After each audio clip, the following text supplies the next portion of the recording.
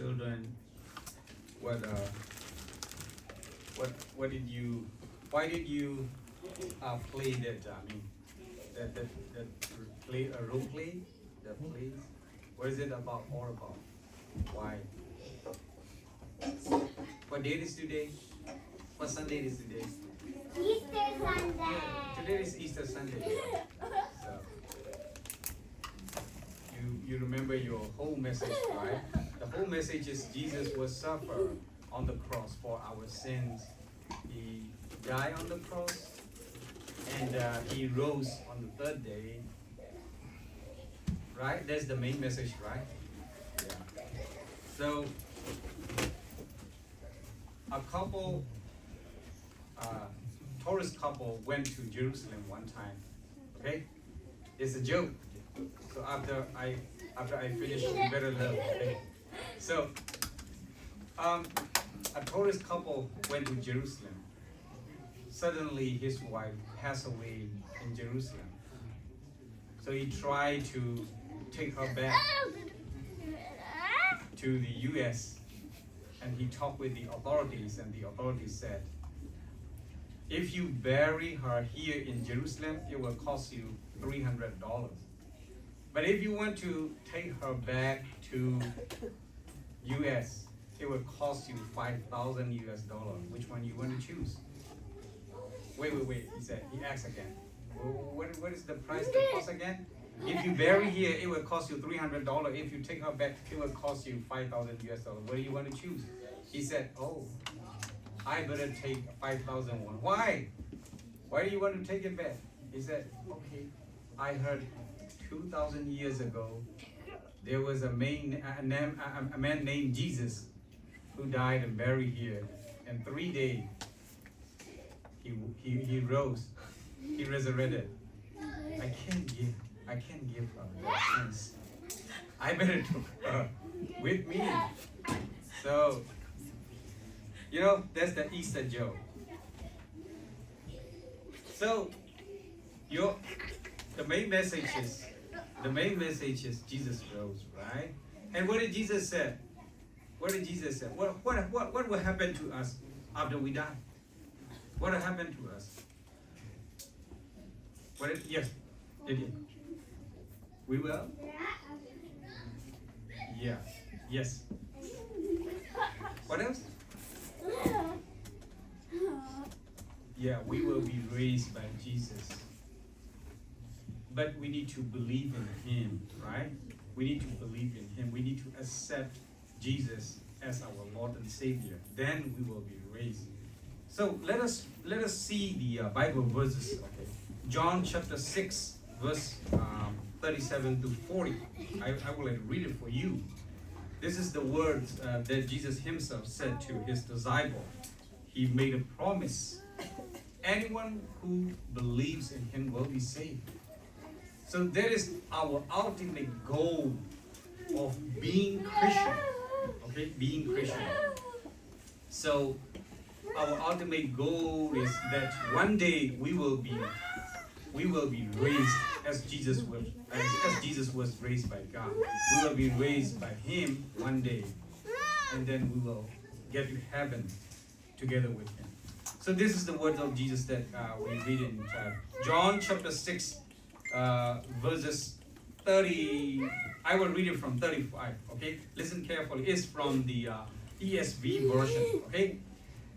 John chapter 6, verse 35 through 40. Jesus said to them, that means his disciple, I am the bread of life. Whoever comes to me shall not hunger, and whoever believes in me shall never thirst. But I said to you that you have seen me, and yet do not believe. All that the Father gives me will come to me, and whoever comes to me, I will never cast out. That's I always used to say. Okay? So, Jesus said, whoever comes to me, I will never cast them out. For I have come down from heaven not to do my own will, but the will of who sent me. Let's read together here from 39 through 40. 39 through 40. Let's read together. Okay, come. Let's read together. And this is the will of him who sent me, that I should lose nothing of all that he has given me, but raise it up on the last day. For this is the will of my Father, that everyone who looks on the Son and believes in him shall have eternal life, and I will raise him up on the last day. Look at verse 39 carefully, okay? Look at it carefully. So, the will of him. Whose will? The will of God. Right? The will of God. What is the will of God here? What is the will of God? What is the will of God? I should not lose nothing of all that he gave to me. The will of God to Jesus is that not to lose anyone that God gave him. So you are the ones that God gave to Jesus. So Jesus said he will not lose any one of you.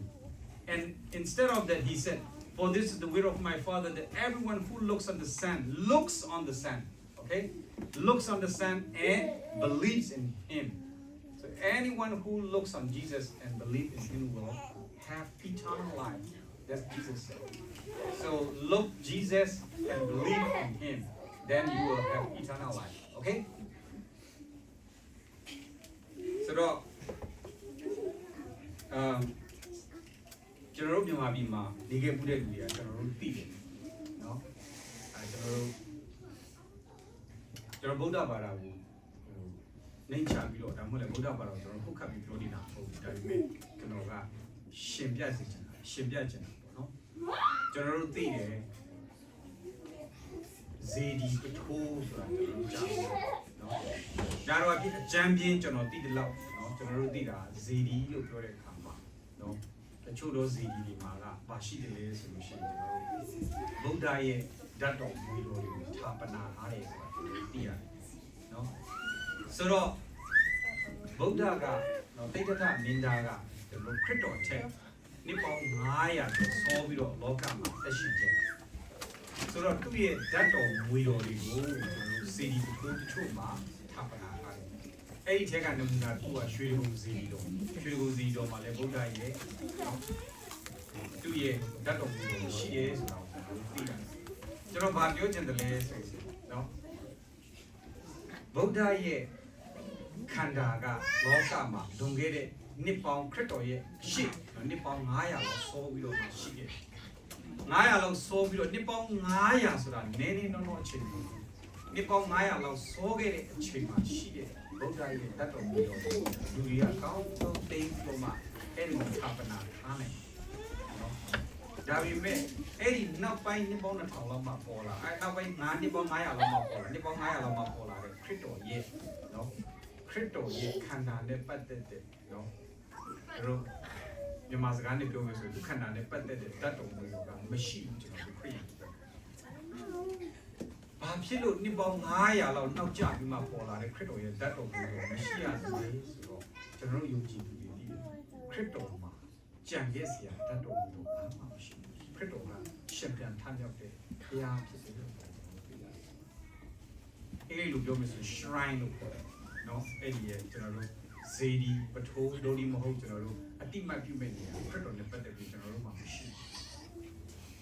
ဂျေရုဆလင်မှာခရစ်တော်မြုပ်ခဲ့တဲ့တင်းချိုင်းဆိုပြီးတော့မှဒီကပြောကြတယ်ကြောက်တုံးတွေထားကြတယ်နော်အဲ့ဒီထဲမှာဂရိလိုရေးထားတဲ့စကားလုံးရှိတယ်ခရစ်တော်ဆိုတဲ့စကားပါညာပေါ့နော်ရေးထားတာရှိတယ်ပဲအမျိုးမျိုးပြောကြတယ်ဒါပေမဲ့အတိအကျကျွန်တော်တို့ပြန်ပြီးတော့ပြောမယ်ဆိုလို့ရှိရင်ဘယ်နေရာမှာခရစ်တော်မြုပ်ခဲ့တယ်လဲဆိုတာကျွန်တော်တို့အတိအကျပြောလို့မရဘူးကျွန်တော်တို့သိတာကျမ်းစာမှာကစပြစ်နော်စပြစ်နေတဲ့နေရာလေးစပြစ်နေတဲ့တလင်းရှိတယ်ဆိုတာသိရတယ်ခြံစပြစ်ခြံခုဖြစ်တယ်ဆိုတာကျွန်တော်တို့သိရတယ်ဒါပေမဲ့အတိအကျဘယ်နေရာဆိုတော့လည်းယူထုတ်ပြလို့မရဘူးကျွန်တော်ပြောချင်တာကခရစ်တော်ကနော်လောကမှာအသက်ရှင်ခဲ့တာမှန်တယ်ဆိုပြီးမဲ့သူ့မှာကျွန်တော်တို့သူ့ရဲ့ကြံခဲ့တဲ့ကျွန်တော်တို့ပြစရာတတ်တော်မူတော်မှာကျွန်တော်တို့ဘာလို့လဲဆိုတော့ရှင်ပြန်ထမြောက်တဲ့ဘုရားရှင်ပြန်ထမြောက်တဲ့နော်ရှင်ပြန်ထမြောက်တဲ့အတွက်ကြောင့်ကျွန်တော်တို့မှာဖြစ်တာမရှိဘူးဆိုတာအဓိကသိစေချင်တာဖြစ်ပါတယ်နော်ဆိုတော့ခရစ်တော်ကလောကမှာတက်ရှင်တဲ့အချိန်မှာတမန်ကျမ်းစာထဲမှာမှတ်တမ်းတင်ထားတာလူ3ယောက်ကိုနော်လူ3ယောက်ကိုသူကရှင်ပြန်ထမြောက်စေတာကျွန်တော်တို့တွေ့ရတယ်နော်ဘုဆုမရဲ့သားနော်နောက်တစ်ခုကကျတော့ဗာလဲဆိုတရားစီရမှာနော် တရားစရဲ့ဇေယမူရဲ့သူ့ရဲ့ဇေယမူနာမည်ရာEU ရာ EU ရဲ့တမီအဲ့ဒါမှငါထဲမှာပါသူ့ရဲ့တမီကိုလည်းပဲရှင်ပြန်စေတယ်ပြီးတော့လာဇရုကိုလည်းပဲရှင်ပြန်စေတယ်နော်လာဇရုဆိုကျွန်တော်တို့သိတယ်နေရီနဲ့မာတာတို့ရဲ့မောင်လေးဖြစ်တယ်ကျွန်တော်တို့သိရတယ်သူရဲ့မောင်လေးလာဇရုကိုရှင်ပြန်စေတယ်ဆိုတာကိုကျွန်တော်တို့ကျမ်းစာအတိအကျဒီ၃ယောက်ကိုရှင်ပြန်စေတယ်ဆိုတာသိရတယ်နောက်ထပ်မရှိသေးလေဆိုခရစ်တော်ကိုယ်တိုင်ကလည်းပဲဗာဖြစ်တယ်ဆိုတည်ခြင်းကနေရှင်ပြန်ထမြောက်လာတယ်ဆိုတာကျွန်တော်တို့သိရတယ်အဲ့ဒီမှာကျွန်တော်တို့မတူတာဘာမတူဘူးလဲဆိုရင်သူရှင်ပြန်စေတဲ့ဒီ၃ယောက်ရဲ့ရှင်ပြန်ခြင်းမျိုးနဲ့ခရစ်တော်ရဲ့ရှင်ပြန်ခြင်းကမတူဘူးရှင်ပြန်ထမြောက်ခြင်းကမတူဘူးဆိုတာကျွန်တော်တို့သိဖို့လိုဘာဖြစ်လို့လဲဆိုတော့ဒီ၃ယောက်ကရှင်ပြန်ထမြောက်တယ်တို့ပေမဲ့လည်းပဲနောက်တစ်ချိန်ပြန်ပြီးတော့မှသိတယ်ဆိုတာကျွန်တော်တို့သိရတယ် second day သူတို့ကနှခါတည်တဲ့လူတွေဖြစ်တယ်တစ်ခါမွေးတယ်နှခါတည်တဲ့လူတွေဖြစ်တယ်အဲ့ဒီ၃ယောက်စလုံးကသူတို့မွေးတယ်တည်သွားတယ်တည်သွားလို့ပဲသူတို့တည်သွားလို့ပဲအသက်မရှိတော့လို့ပဲခရစ်တော်ကသူတို့ကိုရှင်ပြန်ထမြောက်စေသူတို့ရှင်လာတယ်ဒါပေမဲ့ရှင်ပြန်လာပြီးတဲ့အခါနောက်ပိုင်းမှာသူတို့ပြန်ပြီးတော့မှဒီလူတွေပြန်ပြီးတော့တည်တယ်ခရစ်တော်ကလည်းပဲရှင်ပြန်ထမြောက်လာတယ်တို့တော့ခရစ်တော်ရဲ့ရှင်ပြန်ထမြောက်ခြင်းကပြန်တည်တဲ့ရှင်ပြန်ထမြောက်ခြင်းမဟုတ်ဘူးဆိုတော့ကျွန်တော်သိရတယ်ဘာဖြစ်လို့လဲဆိုတော့တည်ခြင်းမှန်ကိုအောင်ပြီးတော့မှသူကရှင်ပြန်ထမြောက်လာတယ်ဘုရားဖြစ်တယ်ဆိုတော့ကျွန်တော်တို့သိရတယ်နော်ဒါကြောင့်မလို့သူကခရစ်တော်ကပြောတဲ့စကားကဘာလဲဆိုရင်သူကနော်အဲ့ဒီလာဇရုကိုရှင်ပြန်စီမဲ့နေရာမှာနော်ကျွန်တော်တို့ယောဟန်ခန်းကြီး7မှာအဲ့မှာဖတ်ကြည့်တဲ့အခါမှာကျွန်တော်တို့တွေ့ရတယ်နော်မာတာကိုပြောတယ်မာတာငါကရှင်ပြန်ထမြောက်ခြင်းဖြစ်တယ်ပြောတယ်သူက I am the resurrection လို့ပြောတယ်ခရစ်တော်မာတာကိုပြောတယ်နော်ယောဟန်7မှာမာတာငါကရှင်ပြန် I am လို့ပြောတယ် am the resurrection and life ကိုပြောတယ်အဲ့ဒီ I am ဆိုတဲ့ am ပေါ့အဲ့ဒီ I am ဆိုတဲ့စကားကိုယောဟန်မှာခဏခဏပြောတယ်အဲ့ဒါကဘာလဲဆိုရှင်သူကိုယ်တိုင်ကဖျားဖြစ်တယ်ဆိုတဲ့အကြောင်းကိုပြောပြတာဖြစ်တယ်အဲ့လိုဆိုဖျားတဲ့ခင်ကိုနော်မောရှိပြီးတဲ့အခါမှာကိုရောနာမည်ဘာလို့လဲကျွန်တော်အဲ့ဒီလာလူမျိုးဘာလို့ပြောရမလဲဆို I am who I am လို့ပြောတယ် I am who I am ဆိုတော့ပြောတာနော်ဖျားတဲ့ခင်ကပြောတယ်အလားတူပဲယောဟန်မှာလည်းပဲယောဟန်ကဘာပြောထားလဲဆိုခရစ်တော်ကပြောတဲ့စကားကိုမာတာကိုပြောတဲ့စကားမာတာခရစ်တော်ကမာတာကိုပြောပြတယ်I am the resurrection and life လို့ပြောတယ်ငါကအသက်ဖြစ်တယ်ငါကရှင်ပြန်ထမြောက်ခြင်းဖြစ်တယ်မာတာဘာပြောလဲဆိုဟုတ်တယ်ကိုရောတဲ့နောက်ဆုံးတော့တည့်ရမှာကျမတို့အားလုံးရှင်ပြန်လာမယ်ဆိုတော့ကျမမောင်လည်းနောက်ဆုံးတော့နေ့မှာရှင်ပြန်ထမြောက်လာမယ်ဆိုတော့ပြီးပြီဒါပေမဲ့ခရစ်တော်ပြောတယ်မာတာငါပြောတာအဲ့ဒါမဟုတ်ငါပြောတာကဘာလဲဆိုရင်မင်းမောင်ကဒီနေ့ရှင်ရမယ်ဆိုတော့နောက်ပိုင်းမှာ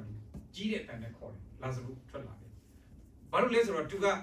ဒီတည်ခြင်းကိုနိုင်တဲ့လူဖြစ်တဲ့အတွက်ကြောင့်ဘာဖြစ်တယ်လဲဆိုတော့တည်နေတဲ့နော်ခန္ဓာတည်နေတဲ့လာဇရုကိုလည်းသူကရှင်ပြန်ထမြောက်စေနိုင်တယ်ဆိုတာဒီလိုသူကအဲ့ဒီခွင့်ပေးပြီးတော့မှလာဇရုကိုရှင်စေတယ်ဒါကြောင့်မလို့သူက I am the resurrection လို့ပြောတယ် I am the life လို့ပြောတယ်အသက်ကသူ့မှာရှိတယ်အသက်ကိုသူပေးပိုင်တယ်အသက်ကိုသူကပြန်ပြီးတော့မှရှင်စေတယ်အဲ့ဒီပြခဲ့တာဖြစ်တယ်ဆိုတော့ယောဟန်အခန်းကြီး6နော်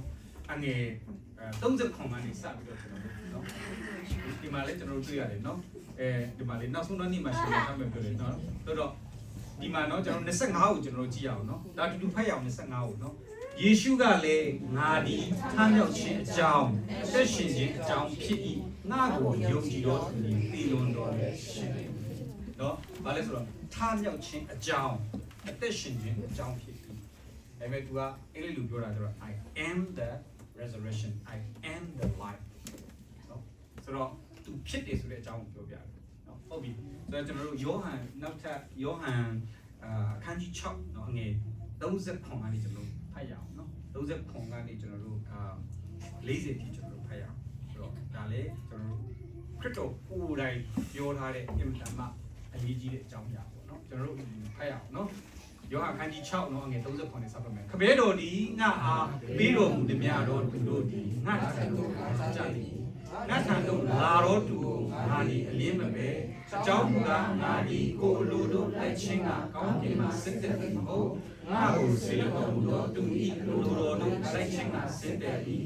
ငါကိုဆေလွတ်တော်မူသောမဲတော်ဤအလိုတော်ကငါအားပေးတော်သူတို့သည်စုံတယောက်ကိုမြငါမပြောက်စေရမယ်နောက်ဆုံးသောနေ့၌ထိုသူအပေါင်းတို့ကိုထားမြောက်စေခြင်းက၎င်းတားတော်ကိုကြည်မြင်၍ယုံကြည်တော်သူရှိများသည်ထာဝရအသက်ကိုရစေခြင်းက၎င်းအလိုတော်ရှိ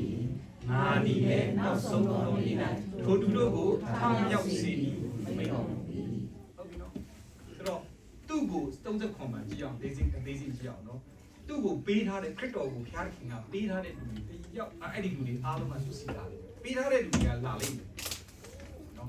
်ပေးထားတဲ့လူတွေကလာကိုလာမယ်ခရစ်တော်စီနော်လာတဲ့လူတွေကိုလည်းသူမြင်ဘူးလာတဲ့လူတွေလည်းခရစ်တော်ကမြင်ဘူးလို့ပြောတယ်နော်လာတဲ့လူတွေကိုမြင်ဘူးဘာဖြစ်လို့လဲဆိုတော့ငါဒီကိုလိုလိုလိုက်ခြင်းကလာပြီပေါ့တနည်းအားဖြင့်ပြောမယ်ဆိုလာတဲ့လူတွေထဲမှာနော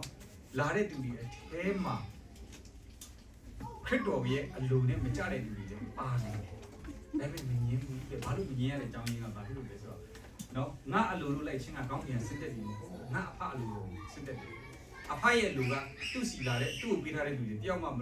ဆုံးရှုံးစေချင်ဘူးဒါကြောင့်မလို့အဲ့ဒီတိုင်းပဲအဖကလာခိုင်းတဲ့လူတွေအားလုံးကဘာလုပ်လဲဆိုလို့ရှိရင်သူကတယောက်ကိုမှမဆုံးရှုံးစေဘူးလို့ပြောတယ်ငါ့ကိုစီလို့တော်မူတော့သူအလိုလိုလိုက်ခြင်းကဆင်းသက်တယ်ငါကငါ့ကိုစီလို့တဲ့လူရဲ့အလိုတိုင်းကဆင်းသက်လာတယ်ဖြစ်တယ်အဲ့ဒီစီလို့တော်မူတဲ့လူရဲ့အလိုကဘာလဲလို့ပြောတဲ့အခါမှာသူ့လူတော်ကငါ့ကိုပေးတော်မူတော့သူတို့တွေတစ်စုံတစ်ယောက်မှမပြတ်သူ့ကိုပေးထားတဲ့သူတွေတိုးတွေကိုတစ်ယောက်မှမပြောက်ခိုင်းရတဲ့အကြောင်းရင်းကစီလို့တော်မူတဲ့ဘုရားသခင်ရဲ့အလိုတော်ဖြစ်တယ်အဲ့ဘုရားသခင်ရဲ့အလိုတော်ဘုရားသခင်ရဲ့ခရစ်တော်အတွက်ထားတဲ့အလိုတော်ကဘာလဲဆိုခရစ်တော်ကိုပေးလိုက်တဲ့လူတွေတစ်ယောက်မှမလွတ်မဆုံးရှုံးစေရဘူးမပြောက်စေရဘူးဆိုတာဘုရားခင်အလိုတော်ဖြစ်တယ်ကျွန်တော်တို့ကအင်တန်မှအားရကြည်နပ်စရာကောင်းတဲ့ချက်ခရစ်တော်ကိုကျွန်တော်တို့ကယုံကြည်တယ်ဆိုလို့ရှိရင်ခရစ်တော်ထံကိုကျွန်တော်တို့သွားတယ်ဆိုလို့ရှိရင်ကျွန်တော်တို့သွားတဲ့သူ့စီကိုသွားတဲ့သူကိုခရစ်တော်ကတယောက်ကိုမှမလွတ်စေဘူးတယောက်ကိုမှသူကမဆုံးရှုံးစေဘူးဘာဖြစ်လို့လဲဆိုတော့အဲ့ဒါကဘုရားသခင်ရဲ့အလိုတော်ဖြစ်တယ်ခရစ်တော်လာတဲ့အကြောင်းရင်းကလည်းဘုရားသခင်ရဲ့အလိုတော်အတိုင်းပဲเนาะ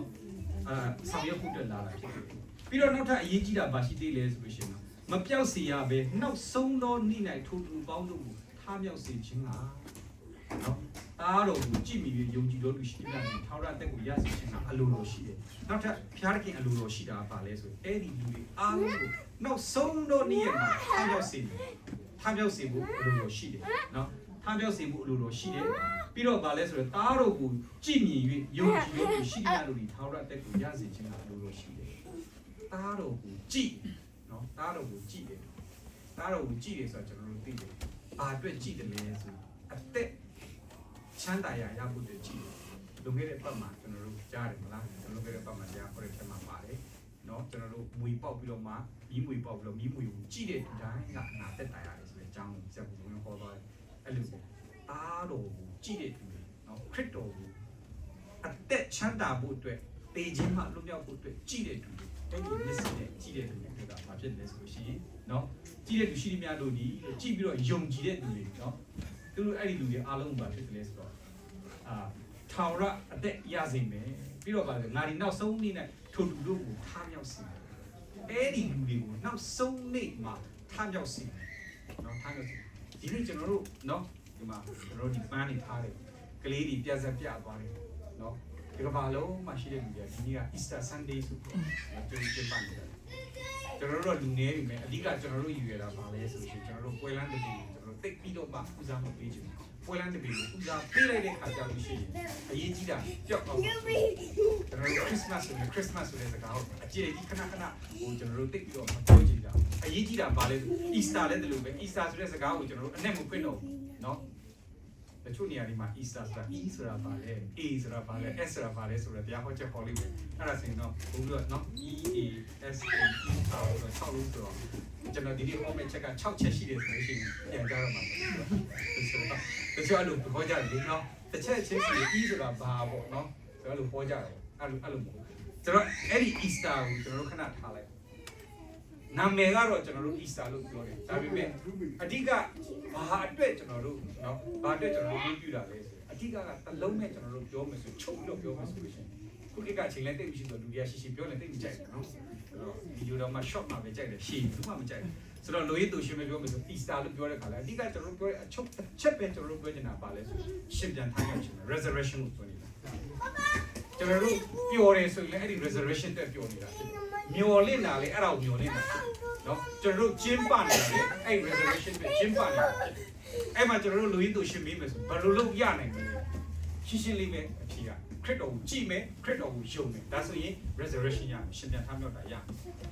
်ခ ရိယန်တွေကဂိုင်းကနာမတူတဲ့အကြောင်းမလို့ဘယ်ပုံစံနဲ့ထားလာမလဲဘယ်အချိန်မှာထားလာမလဲဆိုတာအမျိုးမျိုးပြောကြတယ်ထားလိုက်အဲ့ဒါပြဿနာမရှိဘူးเนาะကိုပါရကိုကျန်းစာကိုဖတ်ပြီးတော့မှကျန်းစာထဲမှာကိုကပြန်ပြီးတော့မှเนาะအရှိနောက်ကိုစီနေဆိုကိုတို့ဘောနဲ့ကိုစီကြအဲ့ဒါပြဿနာမရှိဒါပေမဲ့အရေးကြီးတာကျွန်တော်တို့အားလုံးယုံတာကတစ်ခုပဲရှိတယ်အဲ့ဒါပါလဲဆိုခရစ်တော်ကိုကြည်ပြီးတော့ယုံကြည်တဲ့သူတွေကိုတနေ့ကြလို့ရှိရင်ခရစ်တော်ကရှင်ပြန်ထမြောက်စေတယ်ဆိုတာဒါကိုကျွန်တော်တို့ယုံဒ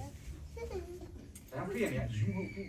းเนาะအဖေဆုံးရင်လဲအမေဆုံးရင်လဲညီကိုမောင်နှမဆုံးရင်လဲဓမ္မတချင်းစုံနေတယ်မျက်ရည်ကျပြီမဲ့ပြုံးတယ်မျက်ရည်ကျပြီမဲ့ညှော်လင့်ချက်ရှိတယ်မျက်ရည်ကျပြီမဲ့ညှော်လင့်ချက်မဲ့တာမဟုတ်ဘူးဘာဖြစ်လို့လဲဆိုတော့ခန္ဓာတည်ခြင်းကအဆုံးတတ်မဟုတ်ဘူးခန္ဓာတည်တာကအဆုံးတတ်မဟုတ်ဘူးเนาะအဲ့ဒါကဘာလဲဆိုအစဖြစ်တယ်တည်တဲ့လူတွေတည်တာကလည်းဘာအတွက်အစလဲဆိုရင်ကောင်းကင်နိုင်ငံကိုဝင်စားဖို့အတွက်အစဖြစ်တယ်ဘာဖြစ်လို့လဲဆိုတော့တနေ့ကြလို့ရှိရင်ဒီလူတွေအားလုံးကတည်တဲ့လူတွေအားလုံးကပြန်ပြီးတော့ရှင်ပြန်ထမြောက်လာခရစ်တော်ကိုယုံပြီးတော့တည်တဲ့လူတွေအားလုံးကရှင်ပြန်ပြီးတော့ရှင်ပြန်ထမြောက်တယ်ဆိုတာကျွန်တော်တို့ယုံတယ်။ဒါကြောင့်အဲ့ဒီအတိုင်းပဲကျွန်တော်တို့တနေ့ကြရင်ခရစ်တော်ကရှင်ပြန်ထမြောက်စေမယ်ဆိုတော့ကျွန်တော်တို့ယုံနေတဲ့အတွက်ကြောင့်ကျွန်တော်တို့ကဘာဖြစ်တယ်လဲဆိုလို့ရှိရင်ဒီနေ့နော်ဒီနေ့ကျွန်တော်တို့ဒီနေ့ဒီဆန်ဒေးကိုကျွန်တော်တို့ကအဲ့ဒါကိုတတိယတဲ့အနေနဲ့ကျွန်တော်တို့ကရှင်ပြန်ထမြောက်တော့တတိယတဲ့အနေနဲ့ကျွန်တော်တို့ကဆူတောင်းစဝေးကိုကျင့်ပနေတာဖြစ်တယ်နော်ဆိုတော့ဒီမှာဗာပြောတယ်လေဆိုတော့တကယ်လို့များတဲ့ပေါလုကပြောတာနော်တစ်ကော15နဲ့ကျွန်တော်တို့15ခဏလောက်ကြည့်အောင်နော်ကျွန်တော်တို့တစ်ကော15ခဏလောက်ကြည့်အောင်တကယ်လို့များတဲ့နော်ပေါလုပြောတာပေါလုကဗာပြောစဒီညမှာ तू ကအဲ့ဒီမှာသူ့ရဲ့ argument ပေါ့နော်ပေါလုကဗာပြောလို့ဆိုဟေးခရစ်တော်ကရှင်ပြန်ထားပေါက်တယ်နော်ခရစ်တော်ကတကယ်ရှင်ပြန်ထားပေါက်တယ်ဖျားတခင်ကနော်တည်တဲ့သူတွေကိုလူတွေကိုရှင်ပြန်ထားပေါက်စေနိုင်တယ်ဒါကြောင့်လည်းပဲသူလက်တွေ့နေတဲ့ခရစ်တော်ကိုရှင်ပြန်ထားပြောက်စေတယ်ဒါကြောင့်ကျွန်တော်တို့သူ့ကိုယုံတဲ့ခရစ်တော်ကိုယုံတဲ့သူတွေလည်းပဲတတိကြလို့ရှင်ပြန်ထားပြောက်မယ်ဆိုတဲ့အကြောင်းကိုပေါလုကပြောတယ်နောက်ပြီးတော့သူဆက်ပြီးတော့ပြောတာအရေးကြီးဆုံးချက်ကပါလဲဆိုတကယ်လို့ပြခရစ်တော်တာမရှင်ခဲ့ဘူးဆိုဘုရားသခင်ကလည်းလူတွေကိုမရှင်ပြန်ထားပြောက်စေဘူးဆိုလို့ရှိရင်မင်းတို့ငါတို့တော့တနာစရာကောင်းတာမရှိဘူးတဲ့ဘာလို့လဲဆိုဒီခရိယာတွေကဘာလို့ရလဲဆိုတော့တစ်ချိန်လုံးသူများနဲ့မတူအောင်ကိုယ့်ကိုချုပ်တီးပြီးတော့ကြိုးစားပြီးတော့မှ different ဖြစ်အောင်ဘုရားသခင်ရဲ့အလိုတော်ကိုကြိုးစားပြီးတော့မှလိုက်နေကြတယ်ဒါပေမဲ့နောက်ဆုံးတော့သူများစားတယ်လို့မစားသူများပြောတယ်လို့မပြောသူများနေတယ်လို့နေချင်တိုင်းမနေဘဲနဲ့ကိုတခင်ရဲ့အလိုတိုင်းလိုက်ပြီးတော့နေတဲ့လူတွေကတကယ်လို့များအဲ့ဒီတခင်ကမရှင်ခဲ့ဘူးဆိုမရှင်စေဘူးဆိုငါတို့တော့တနာစရာကောင်းတာမရှိဘူးလို့ပြောတာကြည့်အောင်ရှစ်ပေါ်ဗလဲတို့တစ်ကော15စက္ကွန်နဲ့စက္ကူကျွန်တော်ကြည့်အောင်စက္ကွန်ခဏလောက်ကြည့်အောင်သူဖတ်ရအောင်နော်စက္ကွန်ဖတ်ရအောင်ခရစ်တော်ဒီအားမြောက်တော်မူ၏တင်တို့၏ယုံကြည်တော်လဲအကျိုးမရှိလူစရိုက်အပြစ်ထောင်၌ရှိကြသေး၏ထိုမှတပါခရစ်တော်ကိုယုံကြည်၍အိပ်တော်တော်တို့သည်ဆုံးရှုံးခြင်းတို့ရောက်ကြသည်ငါတို့ဒီခရစ်တော်ကိုအမိပြု၍ယခုဘဝ၌သာမျော်လင့်စရာရှိရင်အခြားသောသူပေါင်းတို့ထက်တာ၍စီးတော်တော်ဖြစ်ကြ၏ဟုတ်တယ်မလားခရစ်တော်ယုံကြည်တာဒီဘဝအတွက်ပဲဆိုရင်တော့ဒီတက်ရှင်တဲ့ဘဝအတွက်ပဲဆိုရင်တော့နောက်ဘဝအတွက်ဘာမှမျော်လင့်စရာမရှိဆိုတော့ငါတို့လောက်စီးရင်ငါတို့လောက်စီးရင်ငါတို့လောက်တနာစရာကောင်းတဲ့လူမရှိတော့ဘူးเนาะရှင်ဘောလူကပြောတာဒါကြောင့်မလို့ကျွန်တော်တို့เนาะဘာဖြစ်လဲဆိုခရစ်နဲ့ကျွန်တော်တို့ပြောလို့ခရိယန်ကြိုးစားလုပ်ကြတယ်ခရိယန်ကြိုးစားပြီးတော့မှเนาะခရိယန်အဖြစ်နဲ့ကျွန်တော်တို့ကြိုးစားပြီးတော့မှတန်ရှင်းသူတွေဖြစ်တဲ့ကိုယ့်ကိုကြိုးစားကြပြီးတော့နေကြတယ်ဒါပေမဲ့နောက်ဆုံးတော့ခရစ်တော်ကရှိတယ်ဆက်တော့ခဲ့တာမရှိခဲ့ဘူးဆိုရင်တော့တည်ခဲ့တဲ့လူတွေလည်းအလကားပဲတဲ့ဘောလူပြောတာဒါပေမဲ့ဒါကဒီလိုပြောတဲ့အကြောင်းရင်းကဘာလို့ပြောတယ်လဲဆိုရင်ခရစ်တော်ရှင်ပြန်ထားမြောက်တယ်ခရစ်တော်ကိုဘုရားသခင်ကရှင်ပြန်ထားမြောက်ဆိုတယ်ခရစ်တော်ကတည်ခြင်းမှန်ကိုအောင်တယ်ဆိုတဲ့အကြောင်းကိုကျွန်တော်တို့သိပြီးတော့ကျွန်တော်တို့သူ့ကိုယုံကြည်တဲ့သူတွေကလည်းတနည်းကြလို့ရှင်ပြန်ထားမြောက်မယ်ဆိုတာကိုယုံကြည်မှုအပြည့်ရှိတယ်ဆိုတဲ့အကြောင်းကိုပြောနေတာဖြစ်ပါတယ်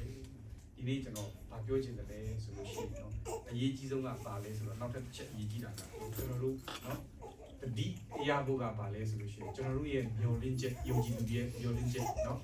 နောက်ဆုံးမျှော်လင့်ချက်ကပါလဲဆိုတော့ရှင်ပြန်ထားမြောက်ခြင်းရှင်ပြန်ထားမြောက်ခြင်းရမှုအတွက်ကပါလဲဆိုရင်ခရစ်တော်ကိုကြည့်ပြီးတော့ယုံကြည်ရမယ်ဆိုတော့အရိယာပါဆိုတော့အဲ့ဒါအတွက်ကျွန်တော်တို့ဒီနေ့တစ်ကောเนาะတစ်ကောခန်းကြီး15ထဲကကျွန်တော်တို့ပြောသွားတယ်ပြီးတော့ယောဟန်ခန်းကြီး6ထဲလည်းကျွန်တော်တို့ပြောသွားတာဖြစ်တယ်အားလုံးကျွန်တော်တို့စိတ်နှလုံးပြင်ဆင်ပြီးတော့မှเนาะပွဲတော်ပြန်ထက်ကိုတူတူဝင်စားရအောင်